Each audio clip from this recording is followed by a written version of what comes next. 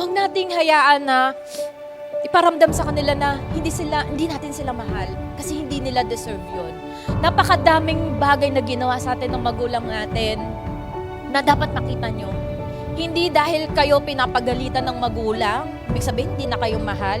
Hindi dahil sa hindi kayo pinapayagan sa mga gusto ninyong mangyari sa buhay, ibig sabihin na hindi na kayo mahal ng nanay nyo. Napakadaming sakripisyo ng nanay nyo sa inyo. Mapalad kayo, sa totoo lang.